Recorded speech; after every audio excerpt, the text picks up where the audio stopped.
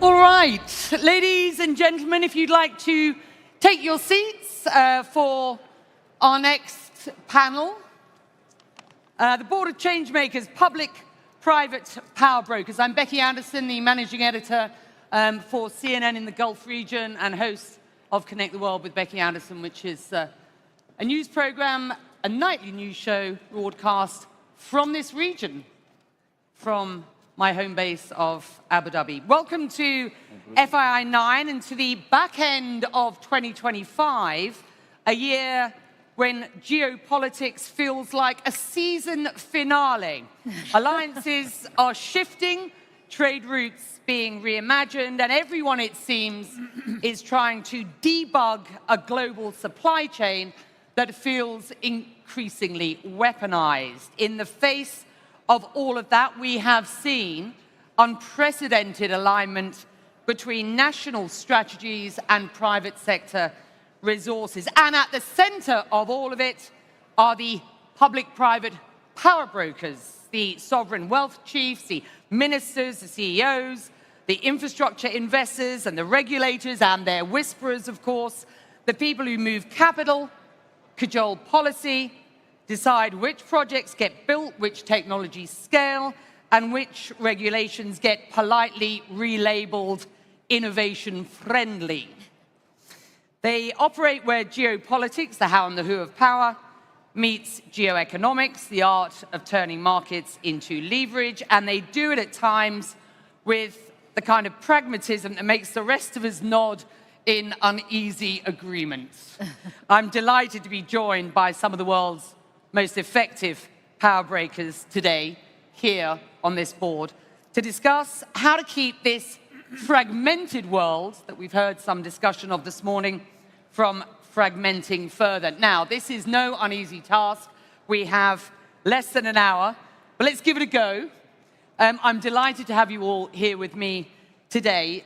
Your Excellency, Ministry of Investment of Saudi Arabia, Khalid bin Abdulaziz Al-Falih. It's good to have you, and I thought we'd start with you. Earlier this week, you described the tectonic shifts in geopolitics, in global trade, in technology, supply chains, and the rest, converging to, as you describe it, reshape how companies and countries think and operate, how they compete and create value for stakeholders. So, against that backdrop, can you briefly give us a progress report on Vision 2030.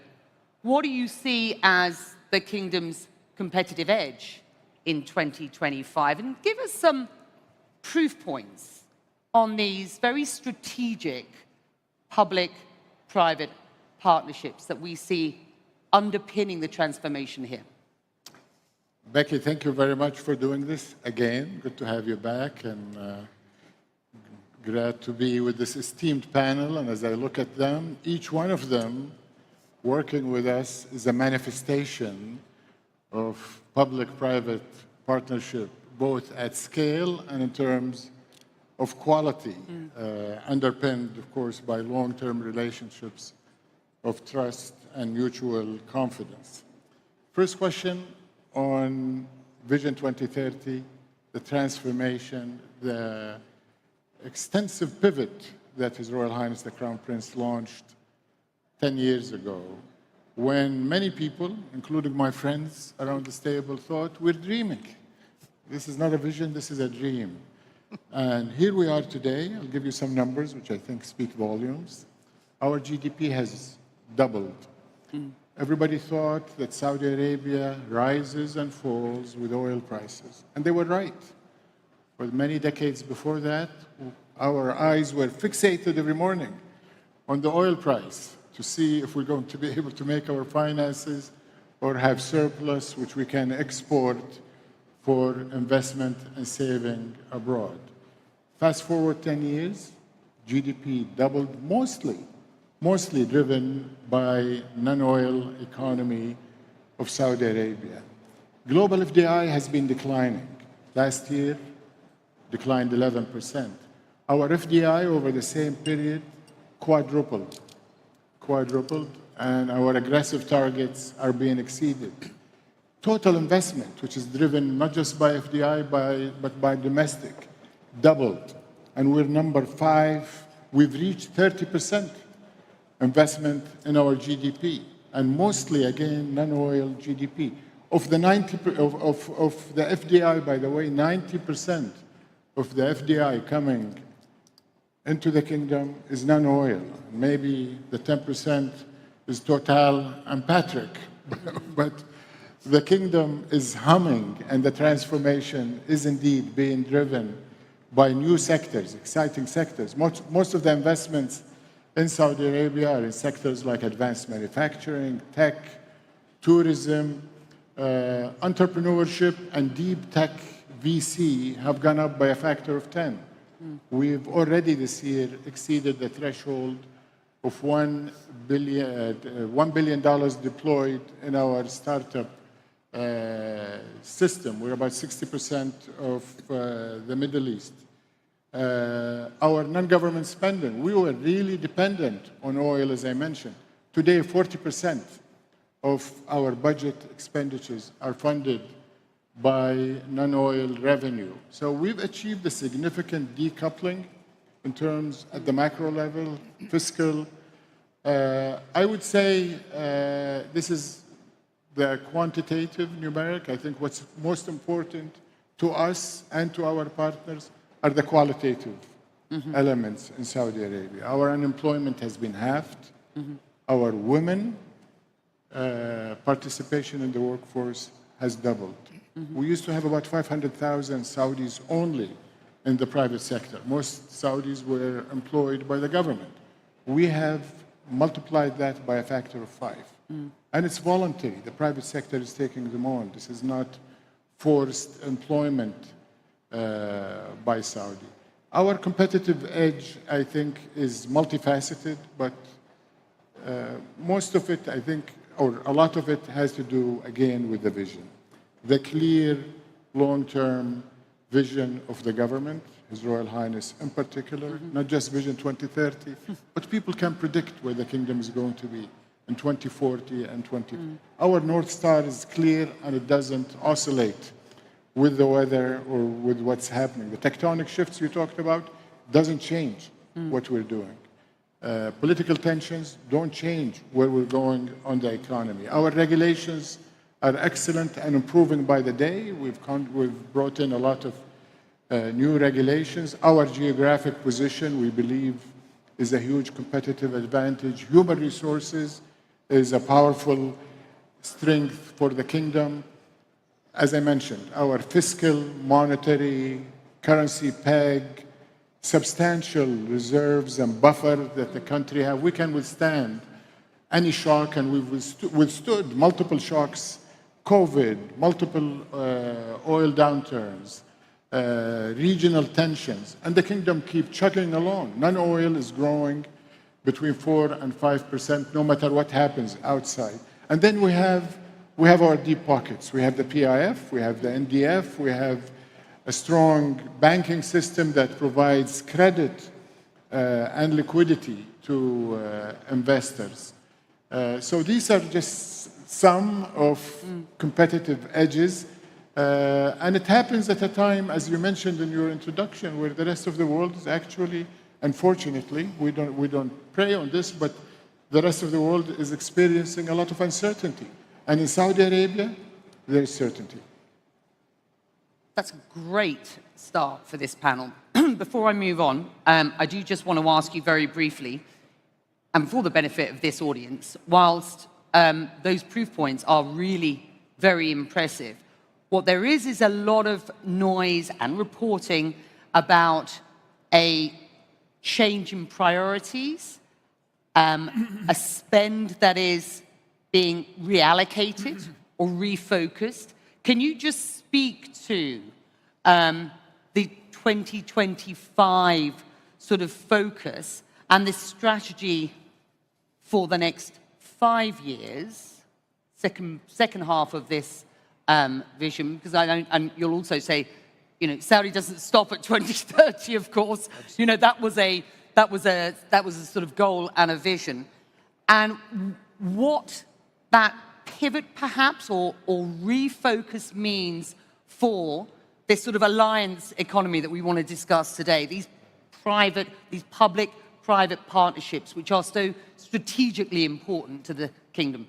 I think the last couple of years, I mean, it's not specific to 25, but the last couple of years, we've seen the opportunity and its addition rather than subtraction of some huge opportunities that are emerging. The most obvious one is AI and the acceleration of digital and what we used to call the fourth industrial revolution, the ability not just to build the world's most efficient, lowest cost, connected data hub for AI here in the kingdom, but all of the applications that come with it and the disruptions in a positive way that the kingdom can lead in, not just catch up with. So this required some allocation of resources, capital, human resources. His Royal Highness has directed for the creation of a national champion, but other private sector investors in the kingdom are also adding their own resources for the kingdom to be that global hub. And it's not just about accessing the most reliable, least carbon-based energy and electricity for decades to come that the tech world can rely on, but also our commitment to employing it in our manufacturing, in our logistics, in our human resource development, in healthcare, in biotech, in disease treatment and therapy discoveries. So all of this is happening. As we speak here, and we think this is a big conference, 7,000 people, there is over 100,000 people outside Riyadh in a conference for global investing, global health that is taking place. And you mentioned Fortune 500 a few days ago. So the kingdom is architecting where the world is going. Supply chains, we have launched a program called Green Shoring again, capitalizing on our strengths, and we're putting resources, we're building industrial cities, we're creating special economic zones. In the meantime, if you think of the giga projects that were taking a lot of resources from the government, many of them have matured and are in the market already. I mean, think of the Red Sea, 4 or 5 resorts are already operational. The Rania Gate, you can see the construction and the cranes, and tens of hotels are getting ready to start. And the Rania Gate, Qiddiya is going to operation very soon. So the focus on those, catalytic nucleus of development. And in NEOM, of course, we have the green hydrogen getting ready to start. Oxygon is, and Sindala has many of its resorts ready to open. So we obviously need to let those assets go to market and see how they operate. And I think importantly, I will end with this. This is the time now to say to the private sector, you've seen us do what we promised. You've seen us exceed our targets. So public-private, it is time for us to maybe scale back on this government or PIF spend to prove and to seed some of these value chains and clusters and let the private sector come in and start investing. And this is what we're doing day in and day out at the Ministry of Investment, at the PIF, and across the government. Thank you, Excellency. And I know my esteemed panelists will welcome that first sort of table-laying opportunity by you with an overlay of where we are at in Saudi and where we are headed. Dina, let me bring you in. You were here back in 2017, 9 years ago, putting together the first trip for what was then Donald Trump's first administration. His first trip outside of the country was to here. And you are deeply involved these days as a board member of Meta and of ExxonMobil in looking at what this sort of US-Saudi alliance economy, if you will, looks like. Just reflect on what you've just heard, where you see the kingdom having come in those 9 years, and risks and rewards that you see of this alliance economy, these strategic partnerships, as it were, between public and private sector? Sure. Well, thank you so much, Becky. I'm so honored to be here and to share a stage with so many friends and distinguished leaders, and my dear friend, His Excellency Khalid Al-Falih, who was indeed our partner when President Trump and King Salman and His Royal Highness, the Crown Prince, really envisioned something that probably they did think we were all dreaming could happen. When we convened here in Riyadh 9 years ago under their auspices, where 54 Arab and Muslim leaders came to the summit, enormous amounts of dollars were announced and invested and have gone on to make such impact economically. But I think if you had told us then that 9 years later you would have seen the economic, social, and political gains and transformation that we have seen, it would have been hard to believe. Economically, as His Excellency said, it would have been hard to imagine that this kingdom and this region of the world is now the dominant source of capital for innovation, the dominant source of capital for the change that we're witnessing in every industry. Artificial intelligence, biotech, robotics, longevity. It used to be you would think about one industry when you thought about this region of the world. No more. This is the fuel. This is the capital of a different kind that is doing that. The second is socially, and I do want to say 65% of the population of the Gulf countries, of Egypt and Jordan, are under the age of 35 years old. So the social change that has allowed more women in the workforce, that has allowed more incredible female entrepreneurs to build their own businesses, and that has allowed young people to have huge vision for what they can do as the founders of the coolest companies coming from the region, has really been tremendous. But I think what has been the most historic is the political reform that we have seen, both from all of the openings here in the kingdom and other countries, but the Abraham Accords, the first set of peace accords between Israel and countries in this region in 50 years. The last two had been Egypt and Jordan. I think we are moving too fast sometimes and don't pause on how critical it is that even after October 7th, not one of the signatories of that peace treaty got out. And I believe, thanks to President Trump, thanks to Jared Kushner, thanks to Steve Witkoff, the reason that we saw the ceasefire happen, the release of the hostages, and inshallah, God willing, a more stable Gaza so the humanitarian suffering can end, I think it's because in many ways the seeds were planted. To have last week that announcement not just be by the United States, but over 50 countries again, from Egypt and Jordan, the Emiratis, the Qataris, the Turks, the Pakistanis. This is remarkable, Becky, and you've covered each of these countries for so long, but as a coalition now to bring at least a immediate peace, hopefully, God willing, a stable peace, is really remarkable. And I think those seeds were planted many, many years ago, now almost 10 years ago. Thank you. I want to drill down on what some of these strategic public-private partnerships should look like. Adebayo, you are a founding partner, chairman, and CEO of Global Infrastructure Partners. The recent landmark $11 billion lease-back deal between Saudi Aramco and your firm, I think, represents a significant step in Saudi's energy infrastructure development, and it illustrates to a degree how global private capital is being harnessed for national strategic projects. Can you just speak to the structure briefly of the partnership and the strategic rationale? And we're going to keep our answers, if possible, as tight as possible, so we can get round to everybody at least twice.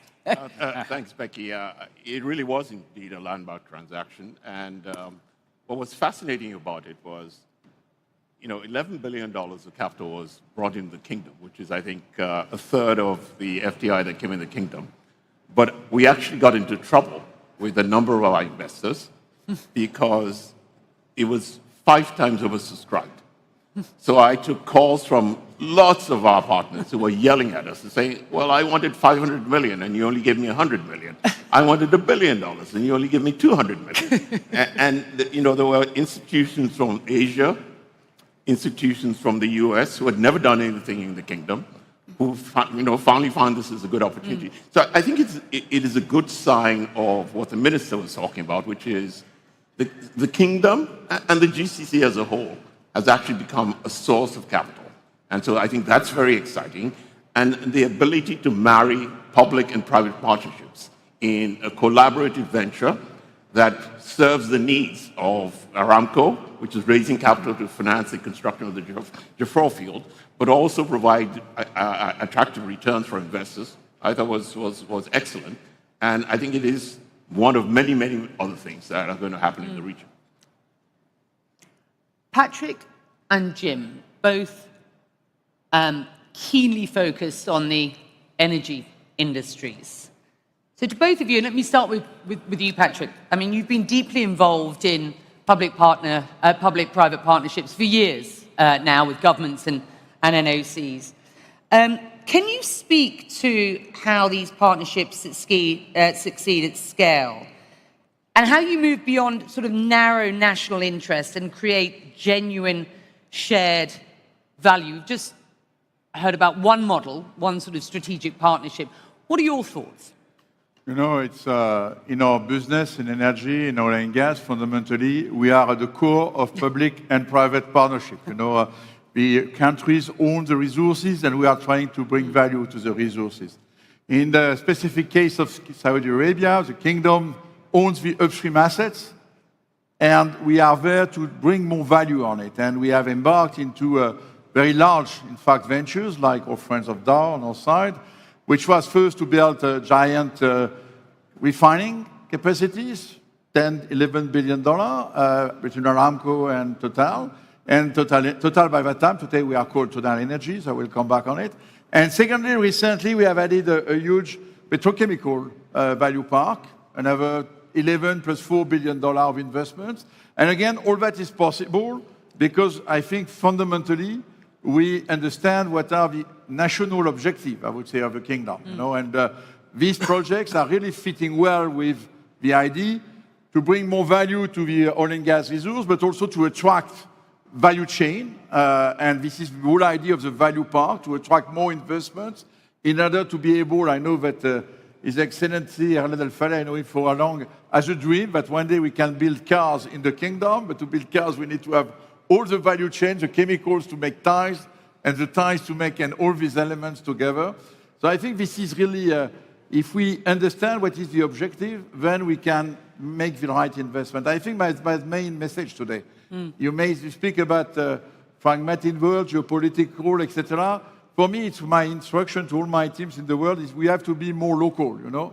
We have to understand deeply what are the requirements and to even deepen these local partnerships. This is what we have done in the kingdom, by the way. The energy transition is offering us as well another opportunity to bring value to the Vision 2030. As yesterday, we have announced a new investment in a solar plant. I was very happy to listen to Steve Schwarzman in the previous panel who said that people should invest in electricity and power. This is what I'm doing.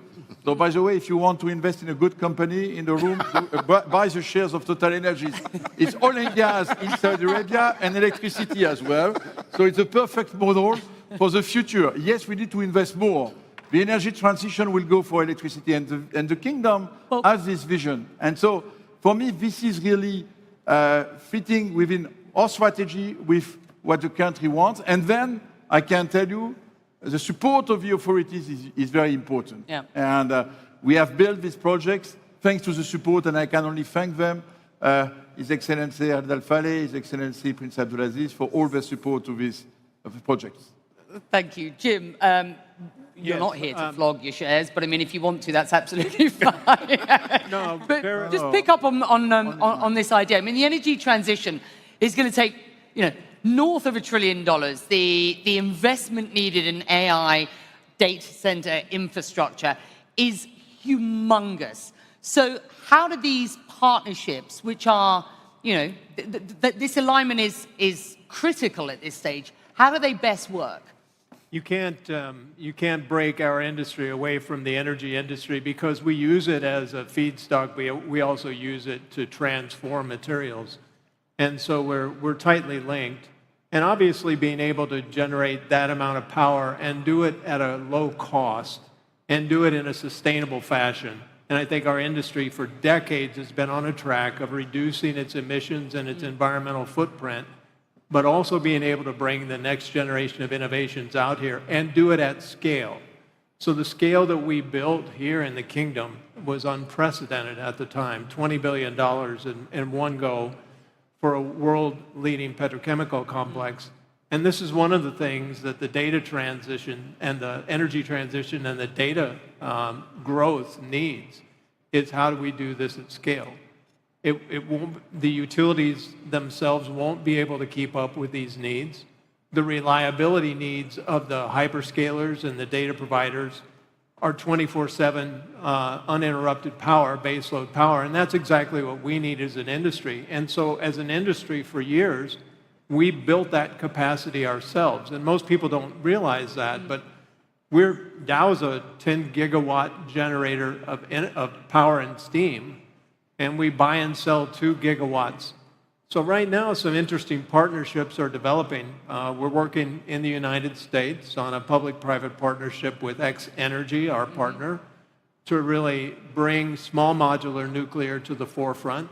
Small modular nuclear that can provide a small footprint and a manageable capital size, but also safe new technology, new fuel technology that's safer, it's reliable, it's baseload power. We can do it at the same cost, we believe, as combined cycle gas with some form of CO2 abatement.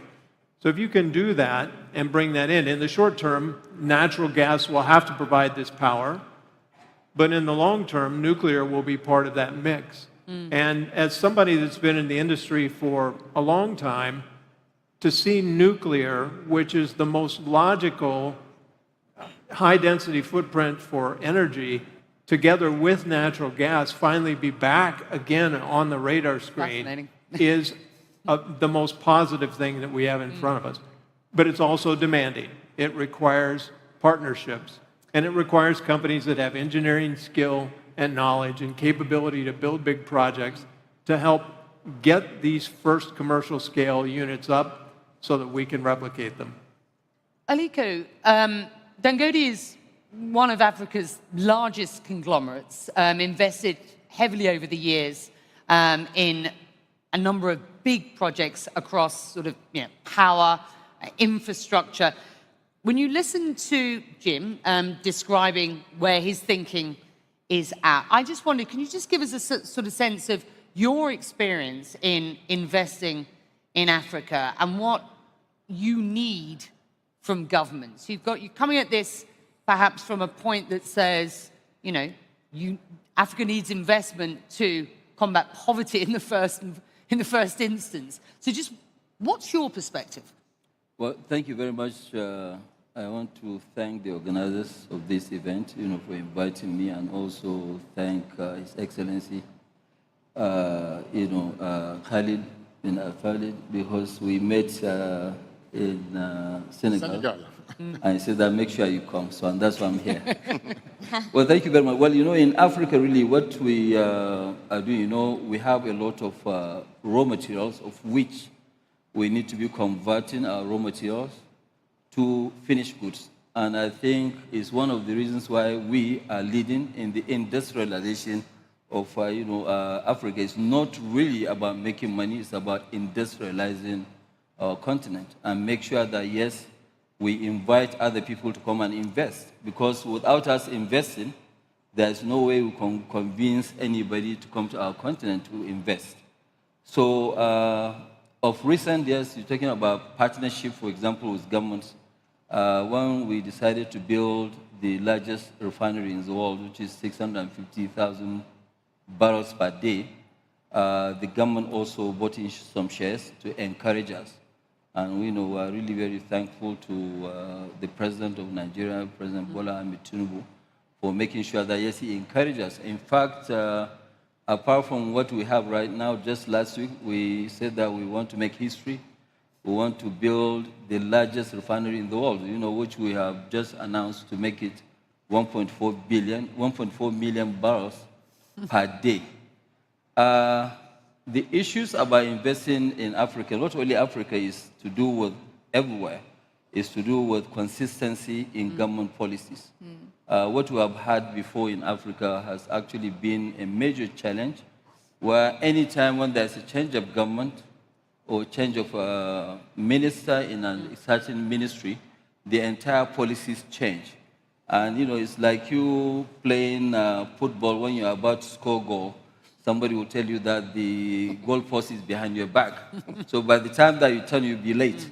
So I think right now we have major consistencies in terms of policies in some, countries. Of recent areas where we thought we even go and invest.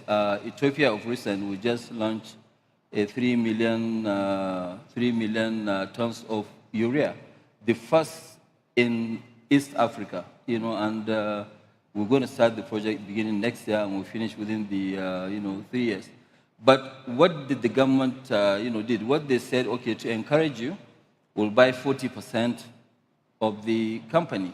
They invested 40%, and they guaranteed takeoff of the entire 3 million tons of urea. I mean, that's really what you call partnership.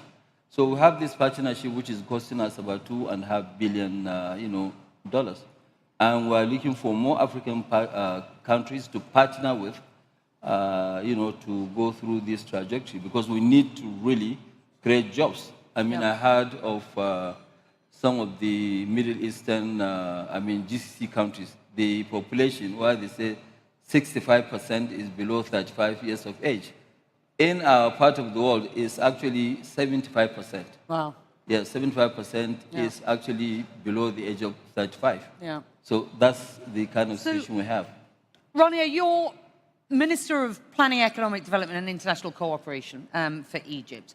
And you just listened to what Aliko has said here and some of the thoughts from our board here. I just wonder whether you can firstly give us your sense of, where you see this sort of, loosely termed alliance economy as sort of, going at this point. But very specifically, I want you to speak to the role of government as an enabler, the importance of setting clear rules and policies and ensuring transparency and predictability. I mean, Egypt has made significant progress in establishing and promoting public-private partnerships across various sectors, including infrastructure projects and healthcare and the energy sector. But these are not without their challenges, are they?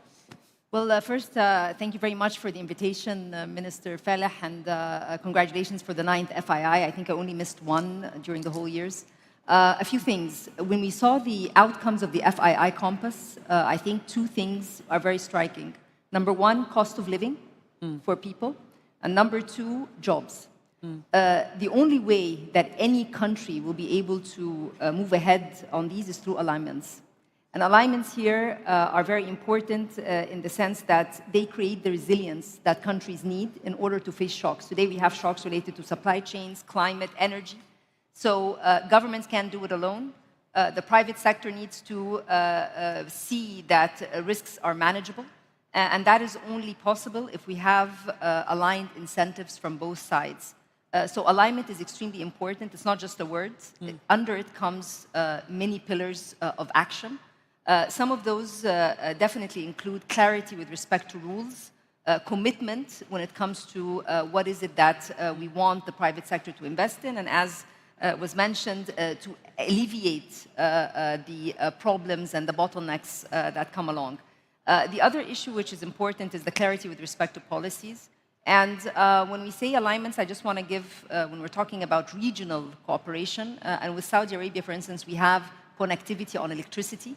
There's a consortium related to governance. So this is an example of alignment. In the case of Egypt, growth, jobs, and resilience are key to us. We've put together an economic narrative for development, and it includes all the reforms related to that. You mentioned infrastructure.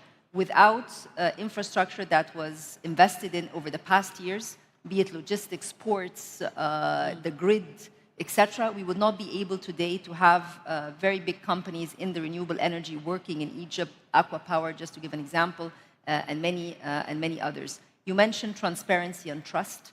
Transparency and trust, we need to create a balance between being rigid with regulations. Regulations are important because they provide certainty, but when they're too rigid, it does not allow for the innovation to take place. So we need to have that balance where we take a look at creating that relationship between flexibility when it comes to trying to be more clear with the data requirements, the frameworks. So all of these require operational flexibility. Yeah. And just to also sum up with everyone, the idea of institutions doesn't need to be personalized. You want to have a 5-year plan, regardless of which government comes in. This is the plan that is accepted in Parliament, and therefore there is a monitoring mechanism that takes place so that you're not just left as a private sector with the uncertainty related to whether it's policy or projects which you can be involved in. I didn't mean to go around this table in a sort of geographic sort of way, but I think I have managed to do that. So let me move into a slightly different, the zone that we haven't explored yet, and get the thoughts of the Honourable Paul Chan, the Financial Secretary for the Government of the Hong Kong Special Administrative Region of the People's Republic of China. You've advocated several strategies for Hong Kong to maintain its competitiveness in the global markets. Yeah. I just want to, firstly, could you just share your thoughts on the trip that Donald Trump has this week to Asia? I wonder if you can just give us a perspective from your point of view on the relationship between the US and China in the first instance. But secondly, and keeping perhaps more to the focus of this panel, just your sense of the risks and rewards, the needs to ensure, when we look at these public-private alignments, the need to ensure that there are sort of shared values and opportunities at the back end of these projects. Yeah, thank you, Becky. Thank you for the invitation. It's an honor to be with this distinguished panel. On the US-China relationship, I think the talk has been going on from the Chinese side, obviously taking a very pragmatic attitude to find solutions, to find common grounds.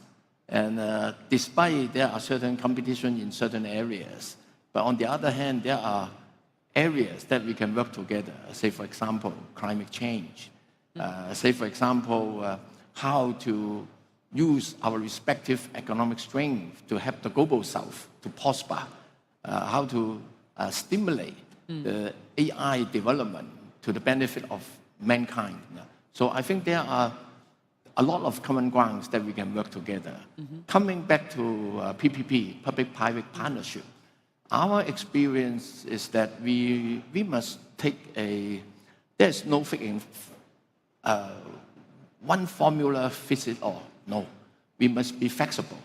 And we must be conscious of the fact that we need to come up with something which are win-win situation, also good for the business. So say for example, for infrastructure development, for the Cross Harbour Tunnel, we use BOT. You build, you operate. After a number of years, you give it back to the government. And within this period, they earn a reasonable return and even a decent return. That is one model. But railway development, say for example, capital investment, very heavy at the upfront. And it is very difficult to make money from the railway operations because this is public transport. So how to make this with incentive to the private sector? We adopt a model of railway plus property.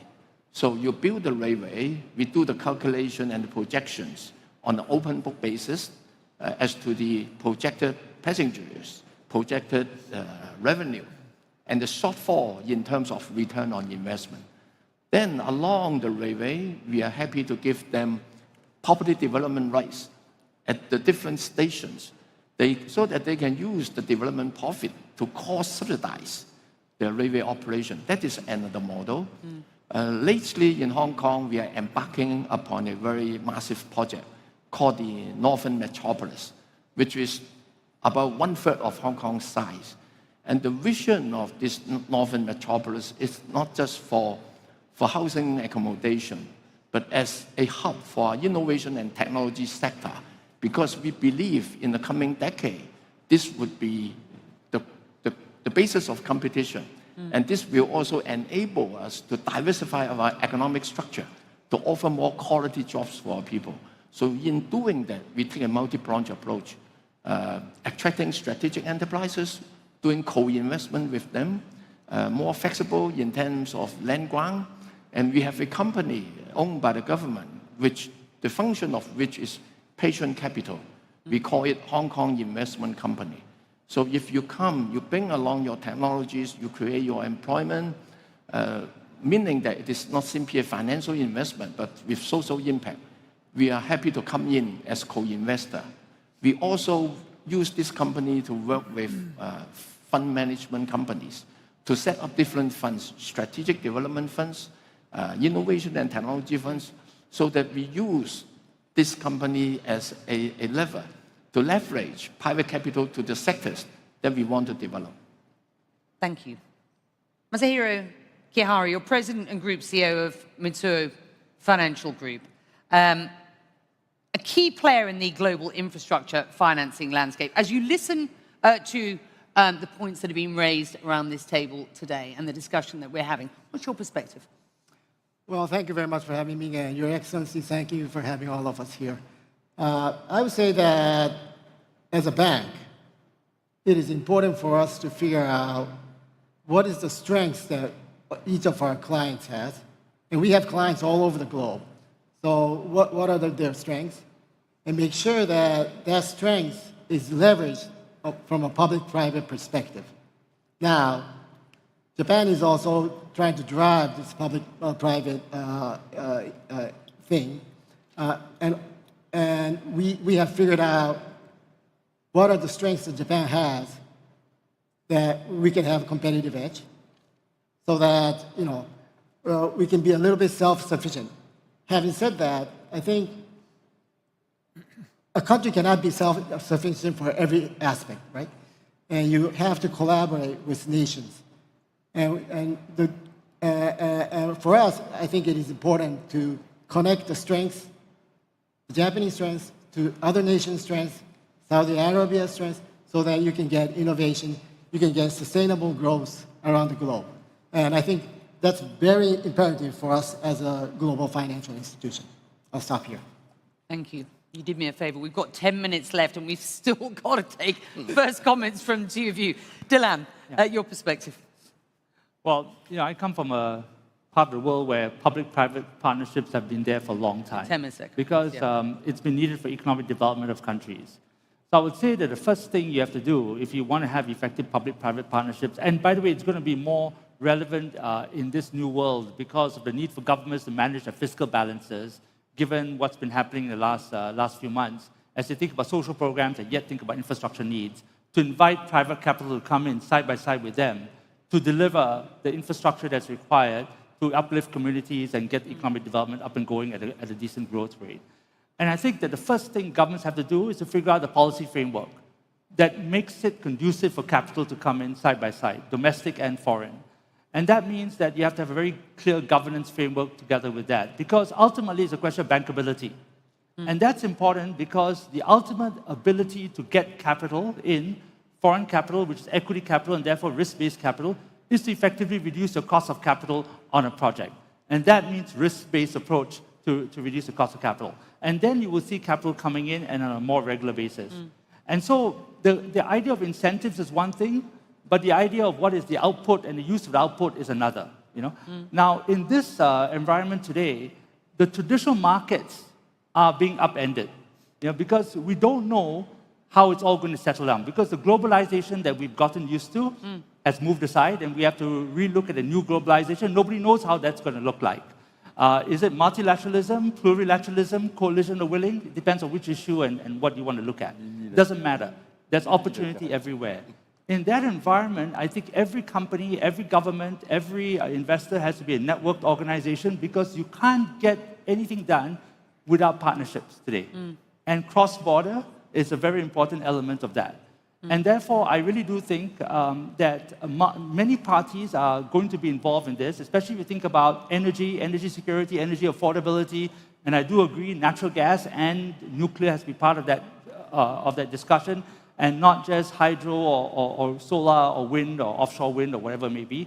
I actually think that the whole issue of this opportunity is that infrastructure is going to be needed. You're going to be able to create industries around it, and you're going to be able to create jobs. And that's very important for countries. If countries can focus on that, bring in multilateral development agencies to help them with the policy framework, make sure you have clear government framework to encourage domestic and foreign capital, I think you've got a winning proposition. So as we get to the sort of closing few minutes of this panel, we've been discussing how public-private power brokers sort of forge effective, trust-based partnerships that can bridge competing interests and genuinely create pathways to sort of, lasting global prosperity. Lei Zhang, let me just bring you in. You're founder and chairman of Hill House Investment. Can you just explain your experience in joint ventures with public or semi-public institutions? Absolutely. My answer to that is very simple, which is follow the entrepreneurs and follow the business builders. And they figure this out. And the environment they operate in, look at last few years, has been nothing but short of impressive volatility, if you will, with technology change, disruption, geopolitical. Entrepreneurs, they adapt. They are resilient. Somehow, they can actually turn around, make the technology that's supposedly disruptive to be enabling technology. I'll give you some examples. One of our company we invested is a shoe retailer, like footwear, supposedly to be the dinosaur of the businesses. Somehow, they figure out to quicken the supply chain. Now you can see a pair of shoes within AI design. You can get it within 1 week, even that shoe didn't exist before. That quicken that supply chain, reduce the inventory days, stay close to consumers. This is where technology can actually help closing the gap between the companies left behind and the advanced technologies. So I think if we could follow the technology, follow the entrepreneurs, they could be the technology disruptors. They could be the company who leverage technology to make things better. So if you ask me, there's only one investment strategy I could do. It's very simple. That if we could invest an index, what we call human ingenuity index, that we should go all in for that, human ingenuity index. Saudi loves a new index. There you go. There's a suggestion of one. We've been discussing with some of the world's most effective power brokers how to keep this sort of fragmented world from fragmenting further. I'm sorry that we haven't had an opportunity to get around the room more than once, around the table more than once, but very much appreciate everybody's thoughts. And I just thought with the last couple of minutes, I'm just going to, Excellency, give you an opportunity to provide some closing remarks, if you will, given what you've just heard. Well, I think we've heard a lot of nuggets and really the pillars of what partnerships and what investment today needs to be. And I would have to say, just we in Saudi Arabia realize strongly that public stands, the government stands for the public. So we realize that for business people, they have choices. Even Saudis have choices to invest abroad, but certainly international investors have choices, and the world is seeking capital and providing the kind of risk-return trade-off that everybody will go for. And we try to reduce the risk to the maximum extent possible. So risks that the government can neutralize or own, we own it. Risks that are related to the market, execution, technology, obviously the investors own it. We're committed to reducing barriers to doing business for Saudi, international, regional investors. So ease of doing business keeps us awake at night, and we have skin in the game, not just money, but execution.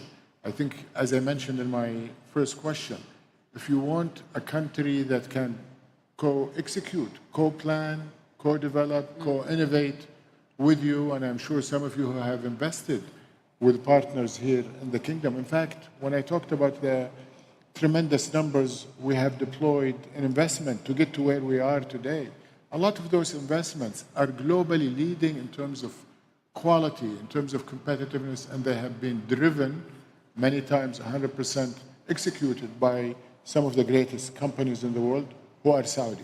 But we're happy to partner. I think the key of the three Ps is partnership, and I've heard it from each of our colleagues. We do it here in Kingdom. When we do invest abroad, it is the key. And trust is something that, there are a lot of things that come from your pockets, there are things that come from your brain and from the technologies, and there are things that come from here.